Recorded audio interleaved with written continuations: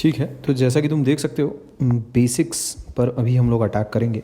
ये इस तरह के सवाल हैं कि तुम्हें अगर मैं अपने आप से भी दे देता तो एक इंसान बोर्ड्स की बुक सॉल्व करने के बाद इस तरह के सवालों को बड़ी आसानी से टैकल कर सकता है, बिना मेरी मदद के कोई दिक्कत नहीं होगी। ठीक है, तो आई की पावर 135 की जहाँ तक बातचीत है, उसमें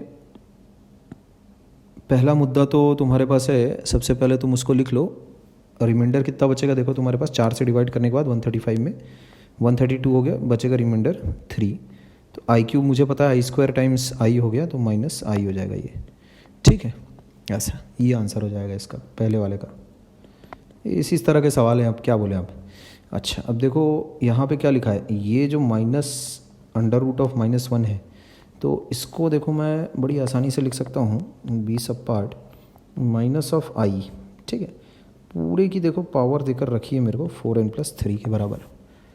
अच्छा, तो इसको क्या करेंगे भाई, तो -1 को अलग करो और आई को तुम अलग करो, समझे, कि पावर 4n+3। अब क्या करो इसमें, ये -1 की पावर 4n है ना, माइनस आई अगर तुम रखते हो, ठीक है ना, तो ये माइनस आई की पावर 4n+3 और एक आई की पावर 4n+3 ऐसा कर लो। अब -1 की पावर 4n, ये तो इवन नंबर हो गया, तो ये तो +1 हो जाएगा, इसको हटा लो।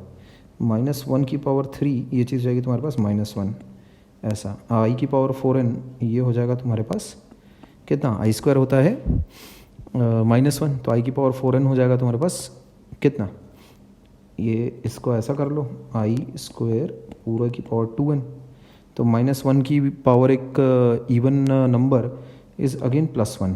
ठीक है, तो ये भी हट गया, आई की पावर 4n तक हट गया, आई की पावर 3 तो वो हो जाएगा -i, ऐसा। तो ये इस तरह के जो सवाल हैं, बहुत छोटे छोटे सवाल, ये सब में एक इंसान कभी गड़बड़ा नहीं सकता। तो फुल एंड फाइनल आंसर जो तुम्हारे पास आएगा दैट वुड बी आई। ठीक है, अच्छा अगले सवाल की तरफ बढ़ते हैं, है ना। इसका आंसर हो जाएगा अपने पास -i। ठीक है, अच्छा यहाँ देखो लिखा है अंडर रूट ऑफ -25, तो ये चीज़ मैं बड़ी अच्छी से जानता हूँ, -i अंडर रूट और 25 अंडर रूट, इसमें तोड़ सकता हूँ मैं इसको। तो यहाँ अगर तुम देखो तो दिस इज़ नथिंग बट, ये चीज़ हो जाएगी 5i, है ना, ये हो जाएगा 3 × 2i, ये हो जाएगा 3 × 2i, तो इसको मैं लिख सकता हूँ 6i, और ये हो जाएगा 3i यानी 6i अगेन, है ना। तो ये चीज़ हो जाएगी मेरे पास अगेन 6i। ठीक है, तो 6 6 12 और 5 ये हो गया 17i। तो यहाँ तुम देख सकते हो ये कैलकुलेशंस हैं असल में निहायत ही आसान। ठीक है, सादा बेसिक अलजेब्रा, कुछ भी नहीं है, सादा बेसिक अलजेब्रा। ठीक, तो सिंपल अलजेब्रिक सवाल था ये, है ना, जो कि हो जाता है पूरा। आगे बढ़ते हैं क्विकली। यहाँ देखो बोला जा रहा है आई की पावर n, है ना, we have to find the value of i की पावर n प्लस आई की पावर n+1, जैसा तुम्हारे सामने सवाल है लिखा हुआ। n तुम्हारे पास है, नेचुरल नंबर है, बहुत अच्छी बात है। तो इसको तो देखो ऐसा कर लो, आई की पावर n जैसी तुम इसमें से कॉमन ठोकोगे 1 + i square plus i cube आ जाएगा, और उसके बाद तो फिर इसको कोई बच्चा भी सॉल्व कर सकता है। आई की पावर n 1 + i -1 -i, ऐसा हो गया। तो आई और ये कट गया, 1 और -1 कम्स आउट टू बी 0। तो n चाहे कुछ भी हो, है ना, 0 × एनीथिंग इज़ 0। ठीक है, दिस इज़ योर आंसर। तो ये बात हो जाती है। अच्छा आगे बढ़ते हैं अगले सवाल की तरफ। ये था प्रश्न 2, है ना। Question number 3। अच्छा चलो भाई, तो 1 है अपने पास, आई स्क्वायर है यानी कि -1 है अपने पास, फिर आई की पावर 4 है, इसका मतलब आई स्क्वायर यानी -1 का होल स्क्वायर यानी अगेन +1 है। तो ये -1 + 1 -1 + 1 ऐसे ही चल रहा है। ये तुम्हारे पास हो गया आई स्क्वायर की पावर क्यूब, है ना। ये कैसा है, ऐसा है, तो यानी -1 की पावर 3 है ये, तो फिर वापस -1 हो गया, ऐसे चलते जा रहा है चलते जा रहा है, and so on so fourth. अब इसमें n ये लास्ट में एक इवन नंबर है, तब इवन नंबर में ये तो ज़रूरी नहीं है कि वो +1 ही ओपन होगा। आई की पावर इवन नंबर +1 भी ओपन हो सकता है, आई की पावर इवन नंबर बहुत सारे तरीक़ों से बेसिकली ओपन हो सकता है। जैसे आई की पावर एक इवन नंबर मेरे पास है ना, तो ये हो सकता है कि -1 हो जाए, हो सकता है कि आई की पावर 4 में तो वापस से सारी चीज़ें रिपीट होने लग जाएगी, है ना। हाँ, आई की पावर अगर तुम्हारे पास एक इवन नंबर है तो क्या क्या पॉसिबल वैल्यूज़ हो सकती हैं। तुम्हारे पास -1 हो सकता है, आई की पावर 4 यानी -1 का होल स्क्वायर यानी +1 भी हो सकता है, फिर आई की पावर 6 यानी अगेन -1 भी हो सकता है ना। जैसा कि तुम देख पा रहे हो, it can take both the values, या तो -1 भी हो सकता है या तो +1 भी हो सकता है, आई की पावर एक इवन नंबर। तो अपने को पता नहीं है कि ये चीज़ कैसी ओपन अप होगी। आखिरी जो टर्म है अपने को पता नहीं है। हाँ, नंबर ऑफ टर्म्स वगैरह तो सब अपने को पता है, n टर्म्स हैं, these are n terms, but unless and until we know the value of n, हम ये बता नहीं सकते कि आखिरी टर्म एक्चुअल में +1 होगी कि -1 होगी। तो इसके दो आंसर्स एक्चुअल में पॉसिबल हैं तुम्हारे पास depending on the values of n। तो let's say n is odd. अच्छा, तो n एक नेचुरल नंबर है ऐसा मैं अज्यूम कर लेता हूँ, और n मान लेते हैं ऑड है। Then in that case 2n will be even. 2n तो वैसे हमेशा इवन रहेगा। तो लेट्स से n अगर ऑड है तो n को मैं मान लेते हैं ऐसा लिख लेता हूँ बराबर 2m+1। तो फिर वही समस्या आ जाएगी। ये तो n को अपने को पता होना पड़ेगा कि क्या है वो नंबर एग्जैक्टली, है ना। हम लोग इसमें वरना आगे कुछ सॉल्व ही नहीं कर पाएंगे। n की वैल्यू जब तक पता नहीं रहेगी कैसे करोगे तुम। ऑड या इवन लेके तो कुछ कर ही नहीं सकते। तो अच्छा नहीं, एक काम तुम कर सकते हो। देखो, अगर यहाँ पर इवन नंबर ऑफ टर्म्स हुई तो इसका आंसर हो जाएगा 0, समझ रहे हो। क्योंकि यहाँ देखो पेयर में टर्म्स का जो समेशन है that is coming out to be 0। ये एक इंपॉर्टेंट ऑब्जर्वेशन है, ठीक। तो इसका मैं आंसर लिख सकता हूँ, इफ़ n,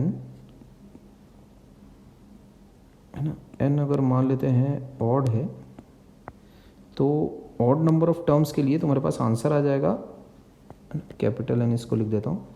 तो n अगर ऑड है तो स्मॉल n अगर ऑड है तो जाहिर सी बात है ये हो जाएगा +1, ठीक।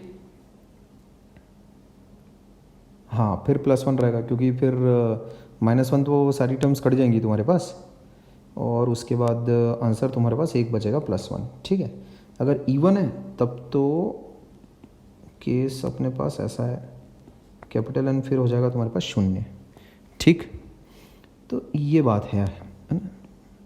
तो वैल्यू निकालने की जहाँ तक बात है, it all depends on the value of small n, ठीक है।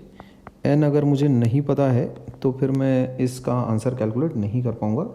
n की वैल्यू अगर मेरे को पता है तो मेरे पास कैपिटल N यानी कि एक्सप्रेशन की वैल्यू या तो 0 होगी या फिर 1 होगी। 0 1 ये दोनों में से एक चीज़ हो सकती है ये, ठीक है।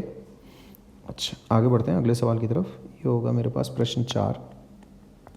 अच्छा, शो दैट द पॉलिनोमियल एक है is divisible by another polynomial ये।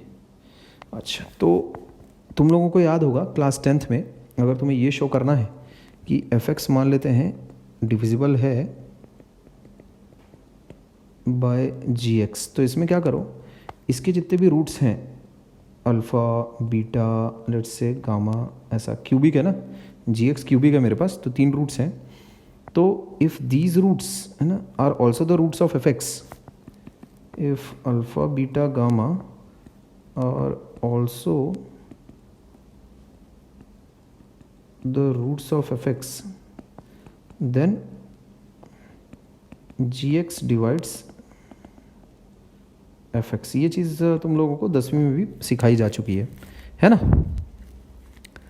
भाई। अगर gx मान लेते हैं fx के लेट से कुछ रूट्स हैं, है ना, पता नहीं मेरे को जो भी रूट्स हैं, तो वो ओपन अप जब होगा तो मान लेते हैं एक इनिशियल एक कोफिशिएंट होगा x माइनस समथिंग, ये इस तरह के कुछ ब्रैकेट्स बनेंगे। उसमें अगर अल्फ़ा बीटा गामा इसके भी रूट्स हैं और इसके भी रूट्स हैं, तो fx के ब्रैकेट में x minus alpha, x minus beta और x माइनस गामा तो रहेंगे ही रहेंगे, है ना। और नीचे वाले के में भी ये gx के में भी x minus alpha, x minus beta, x minus gamma रहेंगे ही रहेंगे। तो वो कैंसलेशन होगी ही होगी, परफेक्ट एकदम होना ही होना है। तो उसमें जी एक्स पक्का डिवाइड करेगा ही करेगा, ठीक है। तो आपको क्या दिखा देना है कि roots of ji x are also the root of f x, ऐसा ये आपको शो कर देना है, बस हो गई आपकी बात ख़त्म, ठीक है। अच्छा, तो इसमें जब मेरे पास जी एक्स है वो है ये, एफ एक्स है वो है ये, तो जी एक्स के रूट्स निकाल लेते हैं पहले। अब मेरा तो ये सवाल किया हुआ है तो मैं तो ये मेहनत कर चुका हूँ, बट तुम जब इनिशियली अगर ये मेहनत अगर करते तो तुमको मज़ा आती थोड़ी मस्त वाली, ठीक है। तो इसके जो रूट्स आते हैं, आई थिंक आई वगैरह में आता है, मेरे को भी अभी हिट एंड ट्रायल फिर से करके देखना पड़ेगा, है ना। आई में आता है इसका, देखो एफ ऑफ आई अगर तुम करके देखो तो आएगा आई क्यूब हो गया माइनस आई प्लस आई स्क्वायर प्लस आई प्लस 1, तो ये देखो सब कट मर गया, ठीक है, ये ज़ीरो हो गया। इसका मतलब एक रूट तो आई आ गया। माइनस आई भी करके देख लो, तो माइनस आई का होल क्यूब कितना हो जाएगा, माइनस आई क्यूब, यानी आई हो गया वो, ठीक है। आई को माइनस आई से रिप्लेस करोगे तो देखो यहाँ क्या होगा, ये हो गया प्लस आई स्क्वायर यानी कि -1 और फिर माइनस आई प्लस 1, तो ये -1 plus 1 minus I plus i, ये भी हो जा रहा है 0। अच्छा, तो इसके अलावा 1 डालने से को तो कोई मतलब नहीं है, -1 पे चेक कर लेते हैं, है ना। तो -1 प्लस 1 -1 प्लस 1 अगेन फिर से 0, ठीक। और क्यूबिक है तो 3 ही रूट्स मैक्सिमम उसकी हो सकती है, ठीक। अच्छा, तो F X has 3 roots, F X has 3 roots, कौन कौन से, आई माइनस आई और -1, ठीक। If I can somehow show that these are also the roots of, ये जो रूट्स हैं these are also the roots of ji X, तो मेरा काम हो जाएगा, ठीक। तो मेरा काम हो जाएगा। तो यहाँ देखो ये कितना बढ़िया है, एक्स की पावर 4 पी आर एस और पी क्यू आर एस तुम्हारे नेचुरल नंबर्स हैं। इस तरह के सवालों से ऐसा कुछ घबराने की ज़रूरत नहीं रहती है, ये सब देखा जाएगा तो बड़े पपलू टाइप के सवाल रहते हैं ये सब, जैसे ज़्यादा कुछ खतरनाक नहीं रहता है सब में। अब एक इंसान की सवालों को कर करके प्रैक्टिस डेयरिंग किस स्तर पे बनी हुई है वो डिटरमाइन करता है कि तुम इस तरह के सवालों को देखकर घबरा जाते हो या फिर बनाते हो एक्चुअल में। तो अब मान लेते किसी की अगर पेन ही नहीं उठ रही है इस तरह के सवालों को देखकर, तो फिर क्या है, प्रैक्टिस का स्तर इसका मतलब उतना अच्छा नहीं है खास। तो अगर मान लेते हैं एक इंसान की रोज़ प्रैक्टिस है शेर से लड़ने की, उसके सामने अगर गीदड़ आता है तो वो डरेगा घबराएगा थोड़ी, वो तो अपना यूजुअल फाइट करेगा ही करेगा। एक्स की power 4r plus 2 plus x की पावर 4s प्लस 3, ऐसा ये बात है।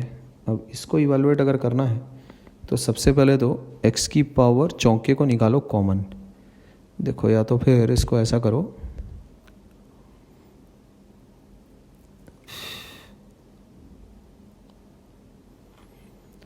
देखो ये f ऑफ x है, इसमें वैल्यूज़ डाल डाल के चेक कर लो, आ जाएगा तुम्हारे पास, काम करके देख लेना, मतलब आना ही है। तो f ऑफ i अगर तुम देखो तो आता है i की पावर 4p यानी i की पावर 4 टाइम्स p, ऐसा कर लो इसको, प्लस i की पावर 4q और i प्लस i की पावर 4r i स्क्वायर, ठीक है, i की power 4s times i cube.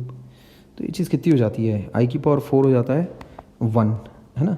4 का मल्टीपल जहाँ है वो तो 1 है पूरा पूरा, तो ये भी 1 है, ये 1 हो गया, 1 प्लस ये भी 1 हो गया यानी i प्लस आई स्क्वायर हो गया -1 प्लस ये भी 1 हो गया, आई क्यूब हो गया -i। ये देखो तो 0 फूट रहा है, बढ़िया सा है कि नहीं।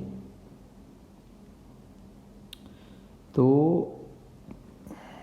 एक सेकंड,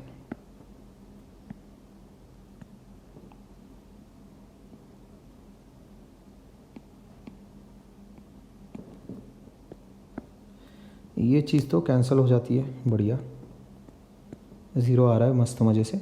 तो यहाँ पर तुम देखोगे कि i -i और -1 तीनों के लिए जो तुम्हारा एफ एक्स है वो एक्चुअल में 0 बन जाता है। एक मिनट,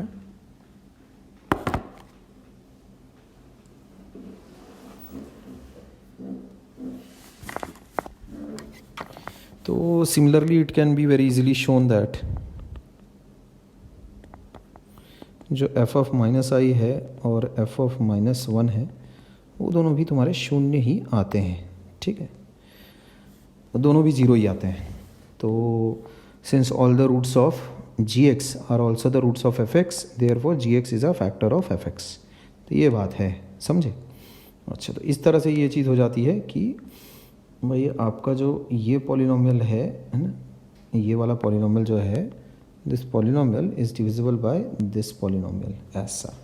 ठीक है, अच्छा आगे बढ़ते हैं अब।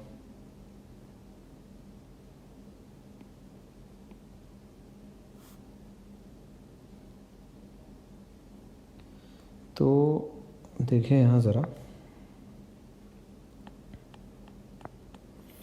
पांचवा सवाल है, अगर z एक कॉम्प्लेक्स नंबर है,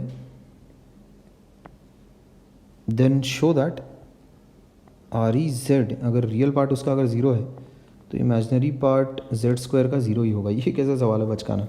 तो z मान लेते हैं मेरे पास है x प्लस IY, यानी कि मैं बोल रहा हूँ x, y है, तो z² क्या हो जाएगा भाई, x² माइनस y² 2xy, है कि नहीं?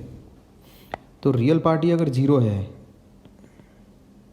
If real part is zero,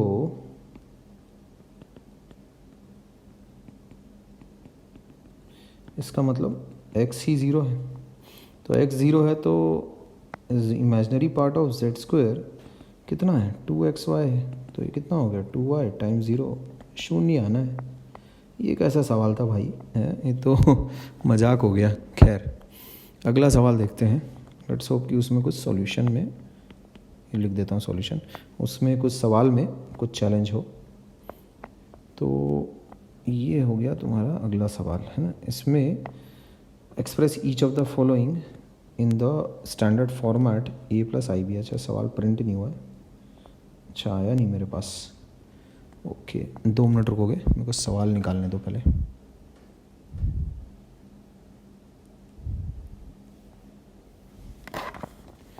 ठीक है, सवाल मेरे पास है कुछ ऐसा,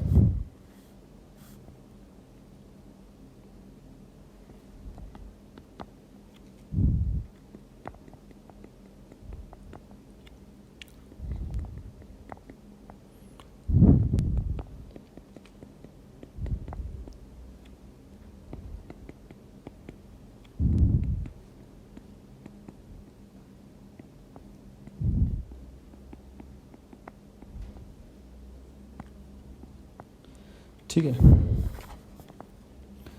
तो a प्लस आयोटा b के फॉर्मेट में अगर तुमको लाना है तो इधर तो वही कॉन्जुगेट से मल्टीप्लाई करो ऊपर नीचे, 5 प्लस 4i, और ये हो जाएगा 4 माइनस 5i, ये काम कर लो। ठीक है, ऐसा जैसे ही कर लोगे तुम्हारा गेम बन जाएगा, 4 प्लस 5i, तो ये नीचे हो जाएगा तो अपने पास कितना, 4² प्लस 5² यानी 16 प्लस 25, और ऊपर क्या बन रहा है देखो, 5 और 4 20, 20 प्लस 20 40। ठीक है, 40 कॉमा, अब देखो 5 का प्रोडक्ट ऑफ मीन्स और प्रोडक्ट ऑफ एक्सट्रीम्स, तो -25 प्लस 16, तो -25 प्लस 16 हो गया -9, तो ये चीज़ आ जाती है मेरे पास 40 माइनस 9i डिवाइडेड बाय 41, तो ये हो जाता है आपके पास 40/41 प्लस i माइनस 9/41, ये चीज़ आ जाती है तुम्हारे पास। ठीक है, this is your answer for first part. इसमें तुम यहाँ देख सकते हो कि तुम्हारे पास ये कभी भी अगर इस तरह से डिनोमिनेटर में अगर कॉम्प्लेक्स नंबर आए तो एक तरह का रेशनलाइजेशन ही है, और क्या, नीचे कॉम्प्लेक्स नंबर नहीं छोड़ना है ना, एक तरह का रेशनलाइजेशन ही है, क्या बोलूँगा इसको मैं, है ना। तो ये टेक्निक तुम अपना सकते हो। ठीक, अच्छा इसके बाद देखते हैं अगले सवाल की क्या कुछ खास बात है। सब पार्ट बी देखो, इसमें 3 माइनस आई है तो ऊपर नीचे 3 प्लस आई से ऑब्वियस है, मैं जैसे ही मल्टीप्लाई करूँगा क्या हो जाएगा, नीचे हो जाएगा 3² plus 1², x² plus y², not x² minus y², ये बात ध्यान रखने का। ऊपर क्या आ जाएगा देख लो, अबे यार अब ये 1 प्लस आई का होल स्क्वायर है, यानी x और y अगर तुम्हारे पास बराबर हैं तो ध्यान रखना x² माइनस y² 2xy, तो 2xy में 2i आ जाएगा, तो 0,2 मल्टीप्लाइड बाय 3,1, ये चीज़ है। और नीचे है अपने पास 9 1 10, क्या बोलते हैं। हो सकता है कि कोई सिली मिस्टेक मुझसे हो जाए, ठीक। तो मैं जैसा हमेशा से बताता आया हूँ, you have to be careful and you have to solve yourself, ठीक। तो इसको तो यार ऐसा कर लो कि रियल पार्ट 2i है तो 6i हो गया। अच्छा ठीक है, ऐसे ही कर लेते हैं अब। चलो 0 इंटू 3 तो 0 हो गया, -2 इंटू 1 तो -2 कॉमा। अब प्रोडक्ट ऑफ मीन्स हो गया 6 और 0 तो 6 हो गया, बाय 6 10, तो ये आ गया। तो इसमें से आप 2 कॉमन निकाल लो, -1,3 कर लो बाय 5, तो ये चीज़ हो जाएगी मेरे पास -1 + 3i डिवाइडेड बाय 5। ये चीज़ आ जाती है आपके पास, ये आंसर आ जाएगा आपका, ठीक है। अच्छा इसके बाद अगला कुछ है तो देख लेते हैं वो भी। ओहो ये तो तकलीफ़ देगा यार, तो अलजबरा हैवी इन्वॉल्वमेंट लग रहा है मेरे को इसमें, अलजबरा का काम शुरू करते हैं और क्या, सवाल छाप लेते हैं पहले।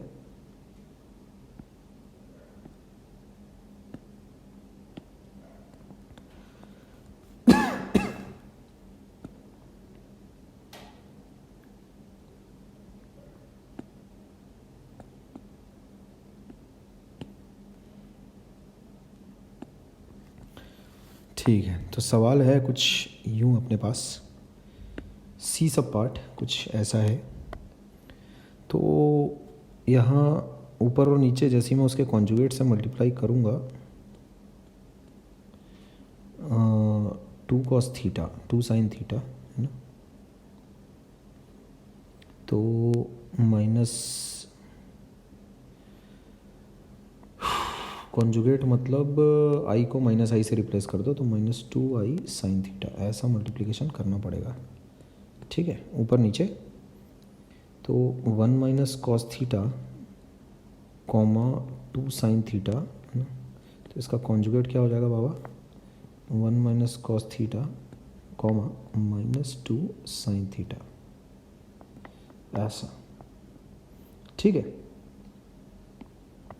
अच्छा अब नीचे क्या बनेगा, देखो नीचे हो जाएगा 1 - cos थीटा की होल स्क्वायर 2 sin थीटा की होल स्क्वायर, ऐसा। ऊपर क्या बन रहा है, ये हो गया 1 - cos theta comma -2 sin theta, ये हो रहा ऊपर, ठीक है। अच्छा आगे बढ़ते हैं, सादा अलजेब्रा है, घबराने का नहीं है। तो नीचे बन जाता है अपने पास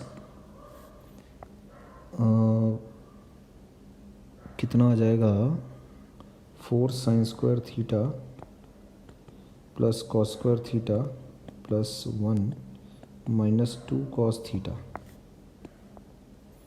और ऊपर तो फिर अपने पास यही चीज़ है, सादा काम। ऊपर तो बहुत ही सादा काम है। नीचे देखो एक तो 1 बन गया मेरे पास, 1 और 1 एक तो 2 हो गया, तो 2 -2 cos theta plus 3 sin square theta, ये आ गया। ऊपर क्या बच रहा है, 1 - cos theta comma -2 sin theta, ये चीज़ें आ रही है। तो बस यही अपना आंसर है, और क्या। इसको लिख लेते हैं, सेपरेट कर लेते हैं रियल पार्ट और imaginary part. 1 - cos theta by 2 - 2 cos theta plus 3 sin square theta, ये हो गया real part, plus iota times imaginary part तुम्हारे पास ये आ जाएगा, -2 sin theta divided by 2 - 2 cos theta plus 3 sin square theta, ऐसा, ठीक बात। बस ये चीज़ हो जाती है। कैलकुलेशन मिस्टेक्स का तुमको ध्यान रखना है, you have to do calculations again by yourself, ये मेरे अकॉर्डिंग आंसर है, ठीक है ना।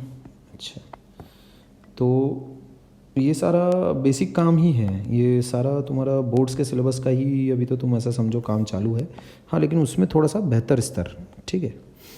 अगला जो सवाल है प्रश्न 7 है ना, 8वें सवाल तक अपने को आज बेसिक्स काम करना है इस वीडियो में। तो यहाँ जैसे कि तुम देख पा रहे हो एक क्वाड्रेटिक है, उसके रूट्स निकालने हैं, सेम काम यहाँ पर भी करना है, सेम काम। तो कोई ऐसा ये अद्भुत अनोखा काम नहीं होने वाला है जो अपन वो करते थे। क्या करो, सबसे पहले तो बी स्क्वायर है ना, एक्स बराबर कितना लिखोगे, बी स्क्वायर माइनस बी कर लो पहले तो, ऐसा कर लो minus b plus minus b square minus 4 a into c, तो ए इंटू सी ये चीज़ आ जाती है डिवाइडेड बाय 2i, ऐसा हो गया। अच्छा, अब इसके बाद क्या करो, काम चालू रखो, अंदर हो जाएगा तुम्हारे पास माइनस माइनस तो प्लस हो गया, 8i² हो गया, ठीक है। अब 8i² हो गया, इसका मतलब 8 हुआ कि कितना हुआ प्रभु, 9 और 8 तो 17 हो गया, ठीक है। इतना घिनौना आंसर आ रहा है क्या इसका, माइनस बी 26², ठीक है।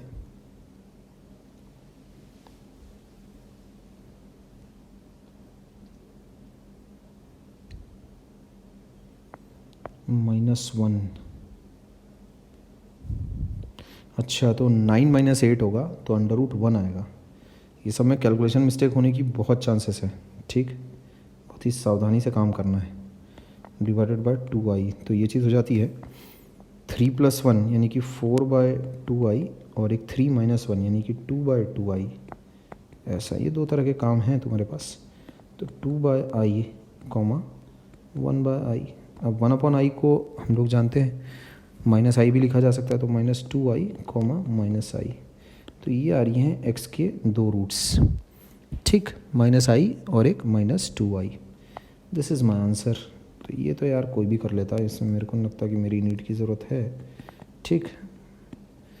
अच्छा, दूसरा वाला जो सवाल है, अब उसमें भी रूट्स ही निकालने हैं, कोई ऐसा कुछ खास भारी भरकम काम तो नहीं है, ठीक है। तो कैलकुलेशंस होंगी बस, और क्या। तो इसमें देख लो, -b प्लस माइनस b² जब तुम करोगे तो आएगा 16, 2 - i का होल स्क्वायर, -4 है ना, रेडिकल के अंदर ही चल रहा है पूरा मसाला, 4a, ठीक है, 4ac। अब c है, ऐसा कर लो, c के साथ 5 + 3i, ऐसा।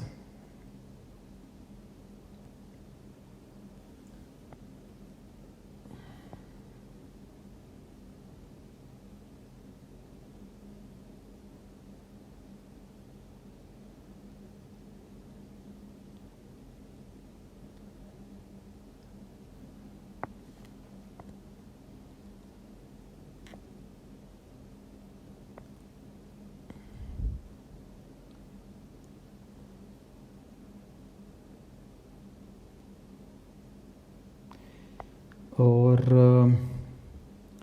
नीचे कर लो 2 × i, ऐसा, 2 × a है ना, 1 + i, ऐसा।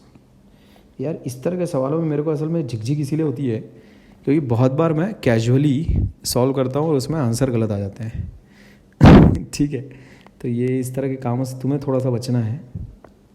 अच्छा, तो ये अब देखो कैसा हो जाएगा, 8 - 4i प्लस माइनस, अंदर का मसाला तो भाई अंदर तो माहौल ही गर्म है बहुत, तो 16 टाइम्स 2 - i², तो रियल पार्ट तो आ जाएगा तुम्हारे पास 4 में से 1 गया 3, ठीक है, और इमेजिनरी पार्ट आ जाएगा 2xy, है ना, मतलब 4 - 4, ठीक, तो 3 - 4i, ऐसा करके देख लेना तुम्हारी कैलकुलेशंस जो भी आ रही हो। अच्छा, +8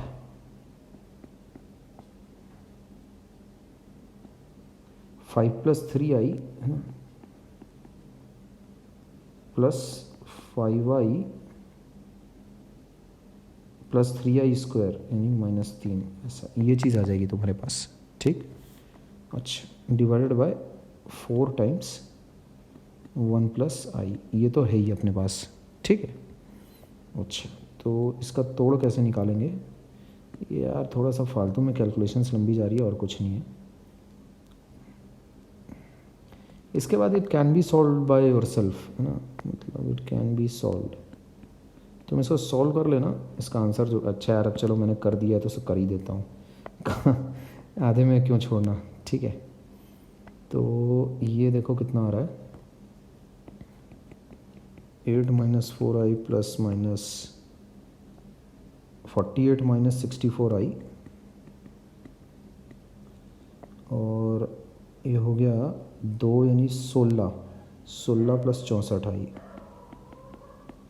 चलो अंदर तो कुछ काट छाट नज़र आ रही है, तो ये चीज़ हो जाती है अपने पास 64 यानी हो गया 8 तो नीचे भी दिख रहा है मेरे को, 4 1 प्लस आई, तो इसका ही वैल्यू हो जाएगी 8 - 4i plus minus 8 divided by 4 times 1 plus i, ठीक है। तो अब ये चीज़ हो जाती है मेरे पास 4 अगर मैं कॉमन अगर बाहर कर लूँ तो 2 - i plus minus 2 divided by 1 plus i, ये काम हो जाएगा। तो ये हो जाता है 4 - i बाय 1 प्लस आई, एक तो आंसर ये हो जाता है, और एक दूसरा आंसर हो जाता है -i अपॉन 1 प्लस आई, ये भी हो जाता है। ये दो आंसर आ रहे हैं, ठीक है। अब ये नॉर्मल सी प्रथा है कि वही रैशनलाइज वाली, तो 1 - i से ऊपर नीचे अगर मैं मल्टीप्लाई कर देता हूँ दोनों आंसर्स को, तो वो कर लेना मतलब, ठीक है। These answers need to be, है ना, सिंप्लीफाइड, है ना, 4 - i अपॉन 1 प्लस आई, ठीक है सब कुछ। तो ये मेरी कैलकुलेशन है भाई, इसके बाद थोड़ा इसका शुद्धिकरण तुम कर लेना और, ठीक है, मतलब थोड़ा प्यूरिफिकेशन इसका और कर लेना। जो 1 प्लस आई नीचे का जो मसाला है इसको ऐसा मत छोड़ के रखना, है ना, इसको अगर तुम ऐसा छोड़ कर रखोगे तो वो थोड़ा ठीक नहीं जाएगा।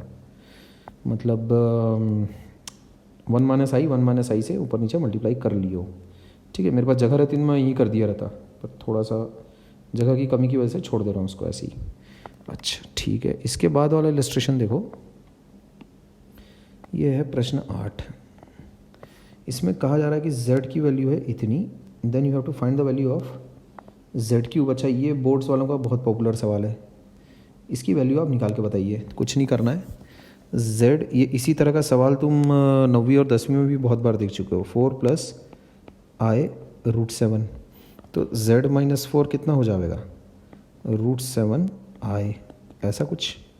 अच्छा स्क्वायरिंग कर डालो, z - 4 का होल स्क्वायर बराबर कितना हो गया, 7i², ऐसा क्या बोलते हैं। तो अब उसके बाद क्या कर लेंगे, ये हो जाएगा z² + 16 - 8z equals to -z। इस तरह के सवाल तो मेरे को कभी ज़िंदगी में नहीं रोक सकते। z² माइनस सॉरी z² कितना हो जाएगा माइनस, अबे वो तो 7 है यार, z कहाँ से हो गया, अच्छा वो बच गया मैं। तो हो जाएगा -8z + 23 बराबर 0, ये आ जाता है। ये बहुत बड़ी चीज़ है, अगर ये मेरे को पता है कि 0 है तो अब देखो मैं क्या धमाल मचाऊंगा। अब z³ - 4z² - 9z + 91 है, ठीक है। अभी देखो इसमें क्या करो तुम कमाल, z² - 8z + 23, है ना, इसके साथ करो तुम ऐसा कुछ, z² - 8z, z³ बनाना है और क्या बनाना है, z, ये ऐसा हो गया, एक z हो गया, तो z³ तो क्रिएट कर लिया अपन ने, -4z², एक एक करके करते जाओ फटाफट, z³ है ना, -8z², तो अपने को कितना चाहिए, -4z², तो है ना, -4z², ऐसा कर लेते हैं। तो उधर बैलेंस में अपने पास आ गया, प्लस किया था ना अपने 4z², तो -4z² कर लो ऐसा, ठीक है। और है +23z, तो +23z की तरह अपने को चाहिए -9z, तो इसका मतलब अपने को माइनस करना पड़ेगा 14z, तो प्लस कर लेते हैं 14z ऐसा, तो यहाँ आ जाएगा अपने पास कितना, -9z, ये भी हो गया, ये भी क्रिएट हो गया। अच्छा उसके बाद +91, ठीक है, तो ये हो जाता है +91, अरे नहीं इससे अच्छा तो यार मैं डिवाइड कर लेता हूँ, मैं थोड़ा उल्टा चला गया, जान दो कोई बात नहीं। तुम एक काम करो, ये ऐसा कर लो, z square minus 8z plus 23 divide कर लो सीधा सिंपल। ये Z cube minus 4z square, ठीक है, माइनस 9z प्लस 91, ये काम कर डालो तुम बिंदास बेझिझक एकदम बेफिक्र। तो ये हो जाएगा Z cube minus 8z square plus 23z, है ना, ये काम कर डालो। तो माइनस 32z प्लस 91, और बस ये तुम्हारा रिमाइंडर है, ठीक है। अच्छा सॉरी, ये कितना होगा 4z स्क्वायर, ये भी तो होगा, तो ये हो गया प्लस 4। हाँ ये देखो ये ठीक आ रहा है। इसमें अपने पास बचेगा 4z स्क्वायर हो गया माइनस 32z हो गया, 4 3 12 92 हो गया, है ना, माइनस जब तुम करोगे तो बचेगा -1, ठीक। अच्छा तो अब देखो इससे मैं एक्चुअल में क्या लिख लूँगा, ये तो मेरे को पता ही है कि 0 है, तो जो एक्सप्रेशन है उसको अगर मैं लिख लेता हूँ, उस एक्सप्रेशन की वैल्यू अगर मैं देखूँ, यार मेरे को अगर पता रहता ना कि ये 0 अगर है, ठीक है ठीक है ठीक है, 23 एक्चुअल में तो डिवाइड भी नहीं होगा, नहीं ठीक है, जो किया मैंने ठीक है। इसमें देखो रिमाइंडर क्या आ रहा है, तो कोशेंट है ना इनटू डिवाइज़र प्लस रिमाइंडर, ये है अपने पास f ऑफ z, और अपने को f ऑफ z की वैल्यू निकालनी है। तो ये क्योंकि पूरा 0 है, ये तो पूरा 0 है, तो अपने पास वैल्यू कितनी आएगी f ऑफ z की, वो आ जाएगी 0। ये हम लोगों का आंसर हो जाएगा, ठीक है। अच्छा तो ये भी ठीक ठाक सवाल था, लेकिन ये था एक्चुअल में इसी तरह का सवाल हम लोग 9वीं का क्लास में भी करते हैं, नहीं, जिसमें x की वैल्यू 4 प्लस √7 वगैरह इस टाइप की कुछ दी रहती है, और एक्स क्यू माइनस फलाना फलाना का एक्सप्रेशन का वैल्यू निकालना रहता है। तो ये इस तरह का काम एक्चुअल में छोटी क्लासेस में भी हम लोग करते हैं। तो ये सारा काम एक्चुअल में जितना भी तुम देख रहे हो अभी तक के हुआ है जो इस वाले वीडियो में, they were elemental concepts regarding complex numbers, बहुत ही एलिमेंटल कंसेप्ट्स थे वो, ठीक है, बहुत ही एलिमेंटल, ठीक। तो इसके बाद आगे वाले जो वीडियोस होंगे वो ज़्यादा रोचक होंगे, ये बेसिक कैलकुलेशंस का वीडियो था, ठीक है। इसके सारे नोट्स वगैरह प्रॉपरली लिख लेना, प्रॉपरली बना लेना, अच्छे से मेंटेन करना कॉपी, ठीक। ओके आगे बढ़ते हैं हम लोग, अभी ये हो जाता है, ठीक है, आगे बढ़ते हैं।